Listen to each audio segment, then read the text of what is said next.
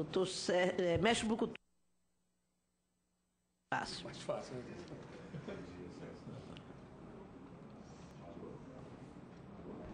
Tá, ouvi? Tá. Isso. Bom dia, Excelência, senhora senadora Lídice, demais senadores, nosso mestre, mestre de todos nós aqui, senhor Tabosa, mestre Tabosa, demais mestres e cidadãos.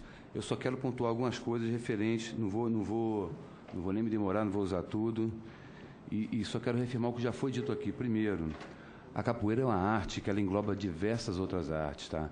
Eu sou um jogador de capoeira, mas eu sou um lutador também, eu sou um artesão porque eu faço meu berimbau, eu sou um cantador, eu sou um compositor porque eu componho as músicas que eu canto.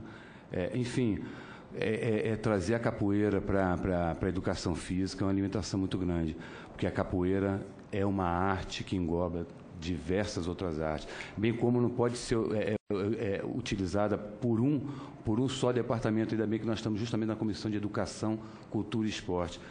Ela está aí e bem mais além mesmo, como o próprio Gilvan, ele não é nem formado psicólogo, eu sou, mas eu atesto. A ferramenta que a capoeira ela é absurda. Reich, Freud, Carl Gustav Jung, todo mundo que vive brigando entre si, achando que a psicologia tem uma linha, se tivesse a ferramenta que tem com a capoeira, de fazer a pessoa cantar, quer dizer, trabalha tanto o lado feminino quanto trabalha o lado masculino da luta, é impressionante o poder que a capoeira tem. Então, ela não pode ser só vista de um lado, bem como também não pode ser, é uma preocupação que eu fiquei, pode ser uma viagem. Veja bem, eu conheço aqui todos os mestres que estão aqui. Mestre Tabosa, mestre Esquisito, Gilvan, Zulu. Eu não conheço, com todo respeito, o mestre Gerson Newton. Ele, com todo respeito, mestre, o senhor não me representa. Eu não acho que o senhor possa ser, me parece que está sendo levado como a Confederação Brasileira de Capoeira, é um nome bonito, mas não representa a capoeira toda. Mas bacana que o senhor está aqui nos falando pela capoeira. Outro ponto que eu queria colocar. Veja, o senhor do Gerson Nildo colocou bem, a capoeira ela é vista em diversos sites na África. Veja bem, a gente está levando a capoeira lá para a África. Nós, junto com o mestre Halil, quando a gente chegou lá, eles sabiam a capoeira, mas é como se você largasse, deixasse eles lá e eles fizessem sozinhos a capoeira. Ou seja, o mestre deles é um mestre YouTube. Eles não têm mestres, né? E é um excelente fator até de você divulgar a nossa cultura e fazer um resgate, que se tem um resgate que era para ter com a África. Isso aí eu não sei, eu não gosto nem de me envolver nisso, de perdoar dívidas, enfim, não gosto de me envolver nisso. E seriam essa relação que eles tanto querem.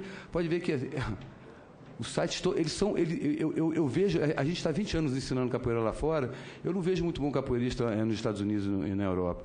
Eles são duros. O africano, com 4 anos de ensino, eles já estão ensinando para a gente. É impressionante. É deles a coisa. É porque nasceu deles lá, aqui dentro no Brasil, né? Então, eu fico mais preocupado não com essa coisa da profissionalização e tudo mais. Eu vejo isso como capoeirista com o pé atrás. Mas eu fico querendo que a gente se foque nas políticas públicas que, veja bem, política, você colocar um mestre de capoeira na sociedade, no ambiente de risco social, você vai ver esse risco social acabar. O poder de mobilização da capoeira é incrível. Nós temos aqui um trabalho que a gente fez na Vila Planalto, que na Vila Planalto era o pessoal que construiu Brasília, os filhos deles... Pessoal, todo mundo é rico, porque a gente não é rico. Você sentia um certo desconforto neles, né? Era uma geração que dava trabalho. Eu estudava na UNB e vivia sendo roubado na UNB por questões pequenas. Um trabalho que foi feito lá, formaram-se vários mestres, 3 mestres lá, um trabalho lindíssimo, que hoje a comunidade é o único lugar onde eu deixo meu carro aberto. Tá? Era só isso que eu queria pontuar, tá? E agradecer. Obrigada, mestre Brucutu. Leonardo Pacheco. Bom dia. Alô. Meu nome é Leonardo, né?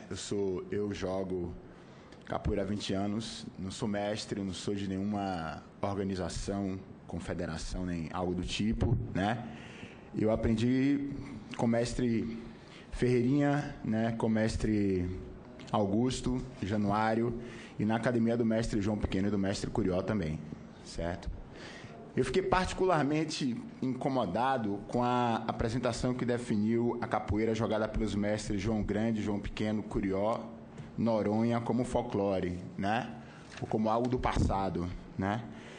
Essa capoeira ela existe ainda, ela é atual, ela é hoje praticada na Bahia, no Rio, Amazonas, Brasília também, né?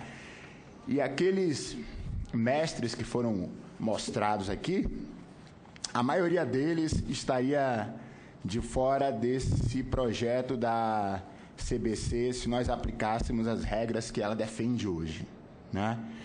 Eu acho que a gente precisa, de fato, estabelecer estratégias para garantir, né, direitos, para que a gente não tenha mais mestres morrendo, né, à míngua, como morreram Pastinha, Bimba, Bobó também, e como está à míngua hoje o mestre Gigante, na Bahia, né?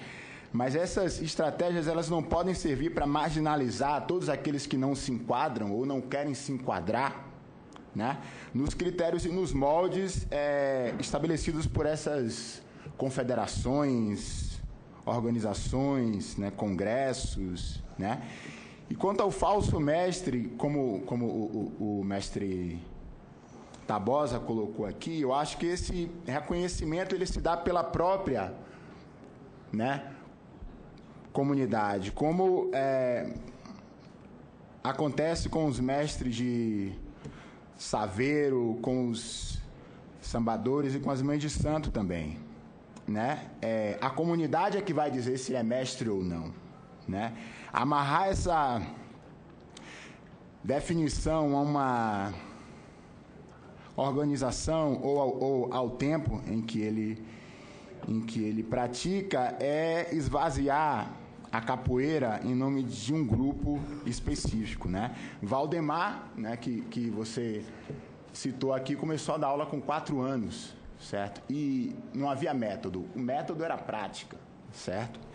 E eu acho que, para mim, o falso mestre é aquele que precisa de uma organização formal para ser reconhecido como tal, certo? Eu acho que essa discussão ela precisa ser, né, ampliada, de fato, e eu acho que nós, capoeiristas, precisamos estar atentos para isso. Obrigado. Muito obrigada. Diretor jurídico da CBC, André Galvão. Bom dia, presidente. Bom dia a todos os componentes dessa plenária. Bom dia aos representantes da mesa. Eu já participei de alguns encontros a respeito de políticas em prol da capoeira e pedi para fazer essa intervenção aqui com 2 objetivos básicos. O primeiro é com relação ao próprio projeto, para chamar a atenção que atividade e profissão, técnica e juridicamente, não se confundem. As profissões, elas são efeito de uma proposição legal votada pelo Congresso, Câmara e Senado e sancionada pela Presidência da República. A atividade, basta uma portaria ministerial, que é, como já mencionou o mestre Esquisito e o mestre Tabosa, no CBO ainda não tem aquela mestria em capoeira. Basta uma portaria ministerial para se reconhecer também, lá no Código Brasileiro de Ocupações, a classificação brasileira de ocupações, a atividade ou o exercício da capoeira como um ofício. Isso é dado pelo mercado de trabalho e reconhecido pela Câmara própria do Ministério de Trabalho. Então, tem 2 coisas diferentes. As entidades de classe geralmente pleiteiam uma lei para que se reconheça a atividade do profissional de capoeira, tratando de profissão, geralmente para 3 vertentes. Seria com relação à jornada de trabalho, piso salarial, que é o que, e atribuições. Quando vem uma lei, essa lei normalmente ela é limitadora pela própria noção de que se tem que normatizar. Normatizar significa tirar do abstrato criar regras para que se tenha um parâmetro legal para que se reconheça o exercício de alguma atividade. Então, quando se faz uma lei, essa lei não é vazia, ela tem que trazer requisitos. Geralmente, as leis que criam profissões, aliás, as últimas leis, elas têm sido vetadas pelo Poder Executivo por falta de um critério legislativo, menciono Senado e Câmara, para atribuir determinadas atividades a um nicho organizacional de trabalho. Então, geralmente as leis trazem como requisito tempo de prática, formação em nível superior, em nível médio, em nível fundamental, ou outros aspectos intrínsecos da própria profissão que possam ser aferidos por uma norma específica que se reconheça daí a profissão. Nós acreditamos, e a Confederação não é protagonista desta lei, muito pelo contrário do que a gente imaginou aqui pelo discurso que nós ouvimos, não é protagonista, esteve a par dessa proposição legislativa. Qualquer movimento em prol da capoeira, para a Confederação Brasileira de Capoeira, ele é sempre positivo, ainda que negativo, pois suscita debates em torno daquilo que a gente quer para a capoeira. Então, o mérito do projeto, ele é louvável. Talvez pela própria discussão que ele suscita. E é uma vertente só da capoeira. Há uma armadilha em que se cai aqui, neste fórum, em outros fóruns, que é a discussão sobre as vertentes e a multimodalidade ou multidiversidade, conforme falou a representante do IFAM, da capoeira. A capoeira já é arte, já é cultura, já é folclore, já é música, já é desporto também, por criação legal, está lá no Estatuto da Igualdade Racial. Apesar de vocês não terem o acúmulo do trabalho da Confederação Brasileira de Capoeira, ela foi a protagonista, do Estatuto da Igualdade Racial, aqueles artigos 20 ou 23, que reconheceu a capoeira em sua multidiversidade. Mas aqui há um discurso, falso discurso, de que a capoeira está num embate entre cultura, desporto, folclore, música, teatro. Não existe esse. Toda vez que o poder público quer diminuir a força de um movimento, ele segrega. E o capoeirista está caindo nessa armadilha. Não é a primeira vez que nós participamos de encontros e eu chamo a atenção dos capoeiristas para isso. Não é. O movimento de capoeira ele é muito diverso e cada um politicamente organizado defendendo determinada posição. Não se enganem os capoeiristas que a sociedade civil organizada não vai obter o que todos aqui pediram, a mão do poder público em termos de orçamento, em termos de política, se ela não estiver organizada dentro de uma associação forte. Não precisa ser uma, são vários, mas se não estiver civilmente organizada, o poder público não se movimenta. Muito pelo contrário, ele vai pegar uma e outra vertente e vai diminuir o poder do movimento como um todo. Então, o que eu acho é que nós devemos ter um acúmulo para saber que, nos trabalhos já feitos pela Confederação, a primeira proposta foi um anteprojeto de política nacional de capoeira, onde toda e qualquer manifestação fosse contemplada pelo poder público através da sua associação de capoeira com a representação no segmento.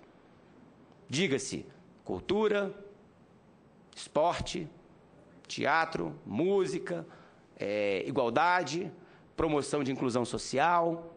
E aí era uma política que assambarcasse todas essas intenções. Diferentemente do que se está propondo em um ou outro projeto, onde a capoeira está sendo segmentada, está privilegiando um ou outro segmento, que deve ser, eu sempre falo com o Gerson Newton, onde houver capoeira, a confederação tem que estar, formal ou não formalmente, como prática desportiva, cultural ou folclórica. É isso. Obrigado, presidente.